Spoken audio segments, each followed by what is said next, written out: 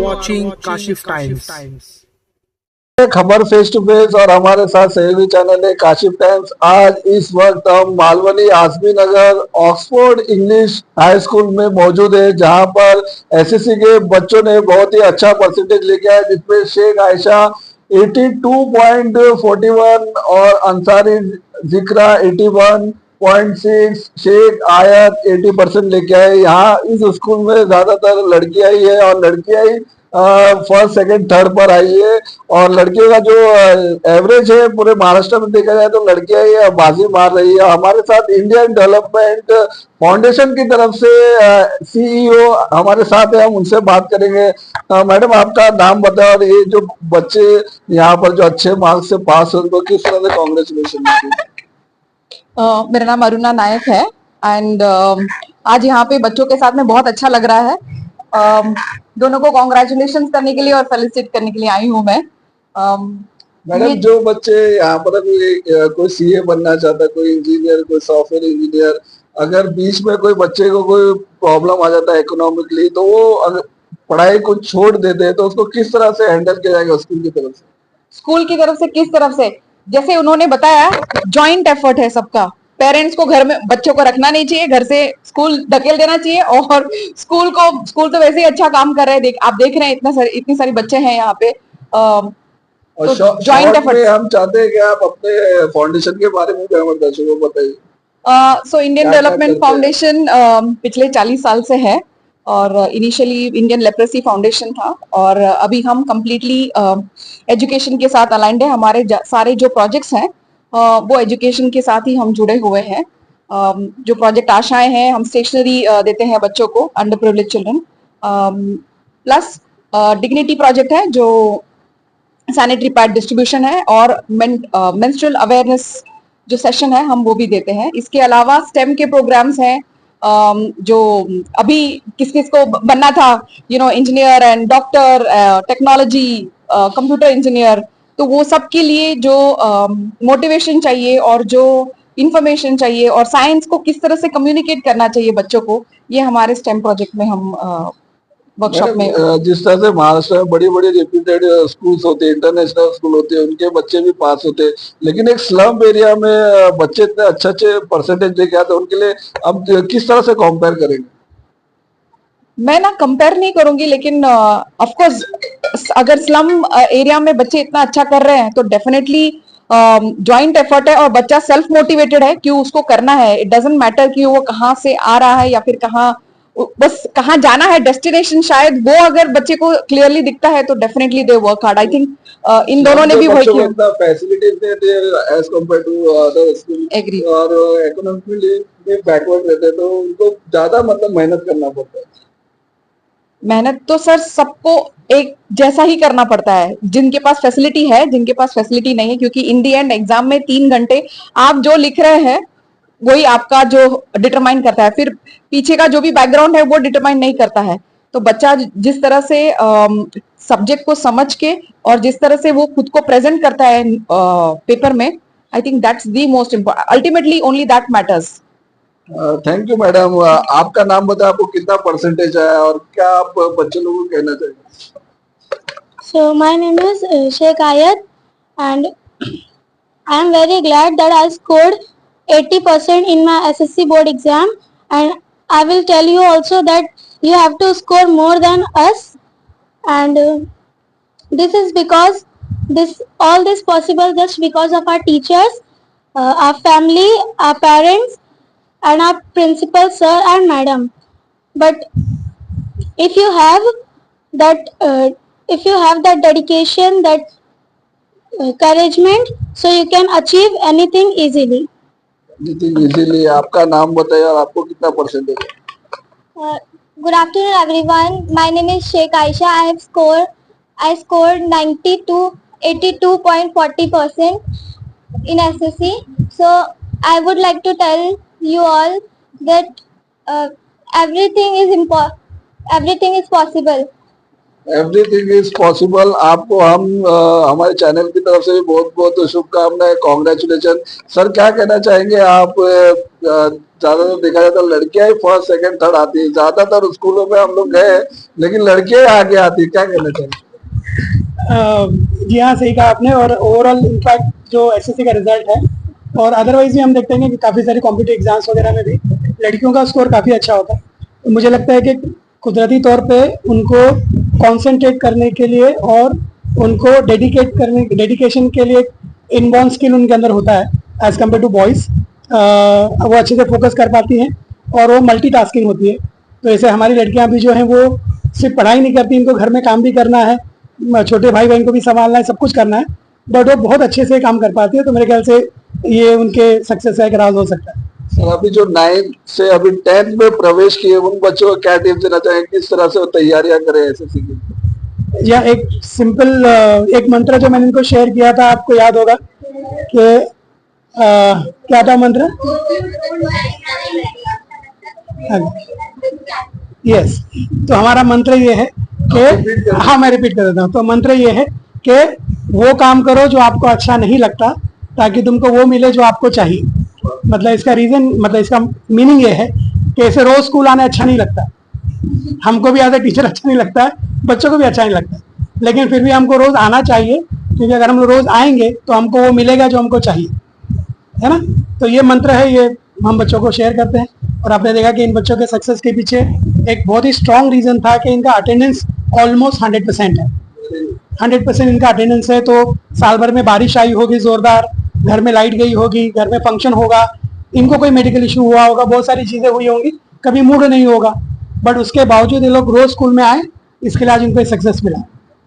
Yes, good afternoon everyone. Myself Zorin Mirza. I am the ASL of Oxford English School. So as I am leading as a supporting leading here to the teachers, I have seen how the teachers are dedicated, how they are putting their efforts 100% anyway they have to get a good result. So they have done their job well.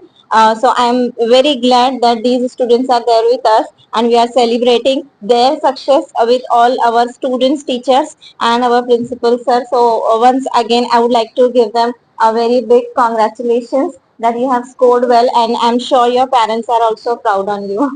Thank you madam. तो जिन दर्शकों को बच्चों को congratulation करना हमें comment करके भी कर सकते हैं। शुक्रिया। जय जय महाराष्ट्र।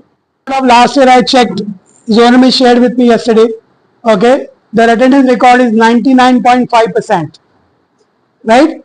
मतलब they were coming to school every single day, including rain, including medical issues, including function at home, और sometime mood नहीं है, with all that attitude, okay, they showed up, right?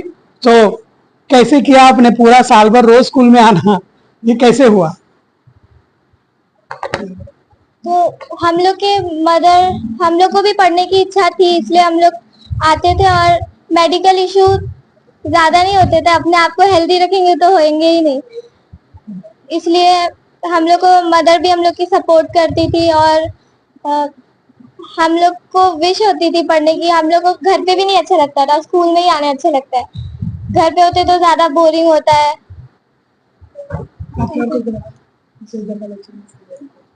हाँ, वो सुबह का लेक्चर होता था, हुसैन सर भी इतना दूर से आते तो हम लोग को पढ़ाने के लिए आते, तो हम लोग को भी होना चाहिए कि हम लोग को भी उनका लेक्चर अटेंड करना चाहिए। राजेश सर भी आते, सब टीचर्स अपना टाइम देते हम लोग को, तो हम लोग को भी उनको टाइम देना चाहिए। Thank you.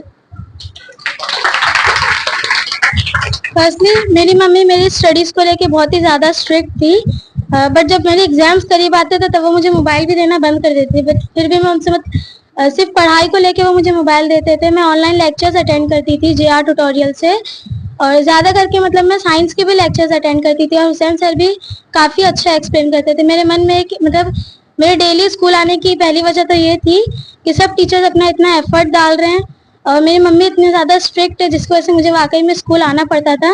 मेरा मन नहीं करता था फिर भी मुझे आना पड़ता था। और टीचर्स के एफर्ट्स देख के फिर मम्मी पापा में मतलब काफी एफर्ट्स डालते थे, मुझे काफी मोटिवेट करते थे। और दूसरी वजह ये थी कि मतलब फ्रेंड्स के साथ रोज एक नई मेमोरीज क्रिएट होती थी, उनके साथ काफी मजा आता था। और घर पे बोर होने से अच्छा है कि मैं स्कूल आती थी, और एक डर रहता था कि अगर एक भी लेक्चर मेरे मिस हो गए और एग्जाम्स में उसी में से अगर क्वेश्चन आ गया और अगर हम वो नहीं लिख पाए तो उसमें भी मार्क्स कट सकते हैं। Thank you.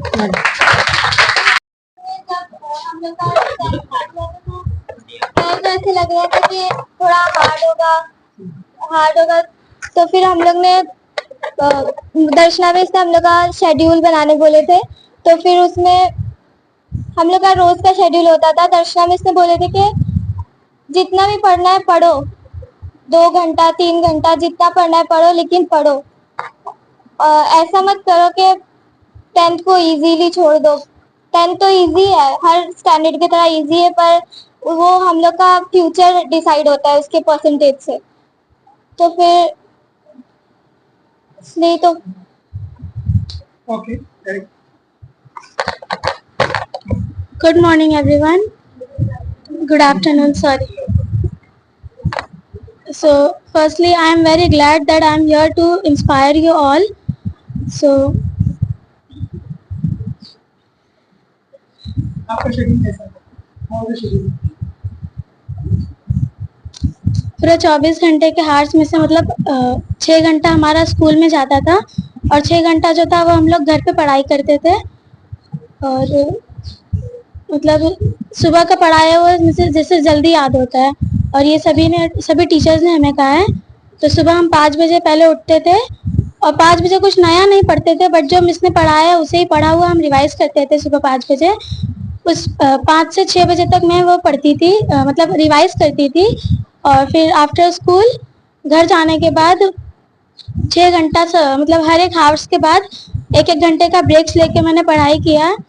और इंस्पायरिंग कि आपको भी ऐसे मार्क्स लाना है या फिर मे बी उससे ज्यादा लाना है? ज्यादा लाना है ना, right, that's the right spirit, है ना। तो हर बार अगर हर साल बच्चे सोचेंगे कि उनसे ज्यादा लाना है तो 100 पहुंच जाएंगे, 101, 1 extra for good handwriting, isn't it? Yes.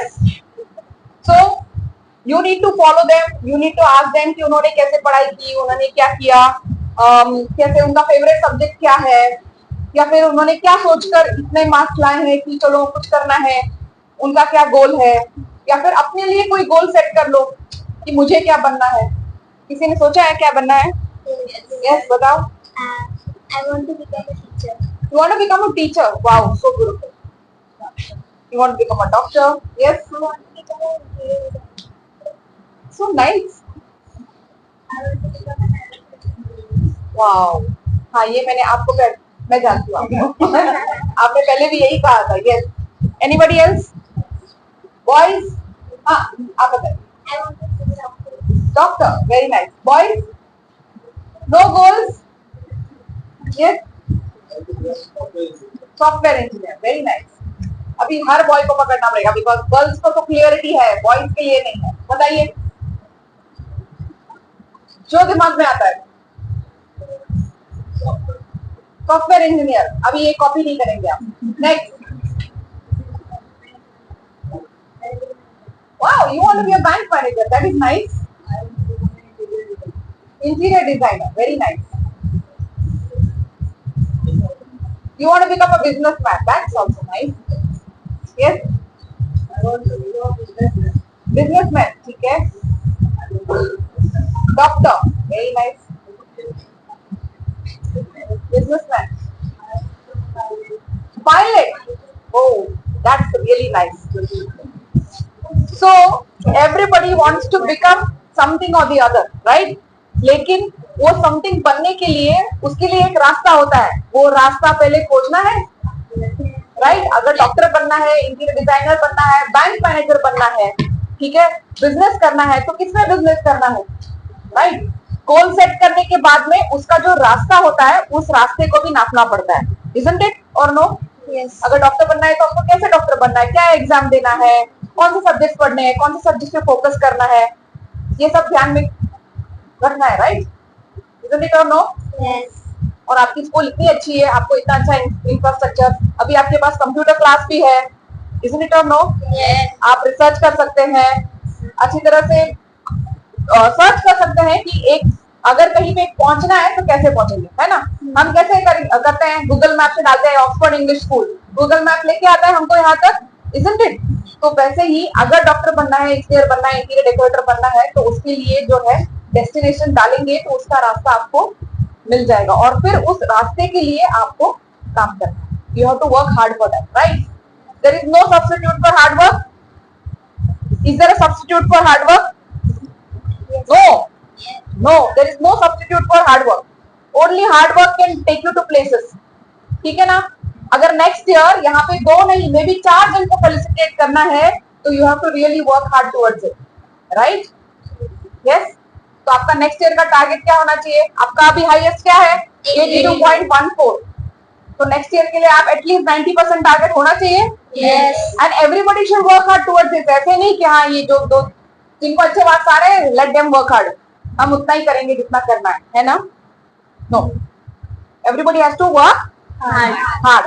There is no substitute for hard work. ठीक है? Thank you.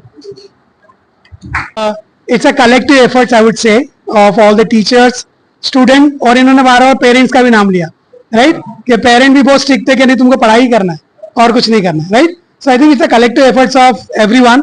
Then only you get this kind of result, right? So thank you so much for sharing your thoughts with everyone. Yeah, you may clap for them once again. इनको क्या करना है आगे? So what do you want to become after your 10th standard? Anything about your career that you have thought of? You want to share? I want to become MBBS doctor. Very good. Clap for her. What do you want to become? CA. Lovely. CA. I want to become CA, Chartered Accountant. Very good. So you may be aware that like MBBS, even Chartered Accountant exams are the toughest exam of India, right? You know how many students get pass in CA exam? Any idea? If 100 students are appearing, how many will get pass? 10%? Somebody said 5%? Okay, it's only 3%. So out of 100 students that are appearing for CA exams, only 3 can pass. So you can understand, what is the result of 10th standard now? Yeah, it's Mumbai, it is 96%, right? So what they are aspiring to become is really very tough, right? But given the kind of dedication these people have shown, I am 100% sure that it's not impossible to achieve that. It's difficult.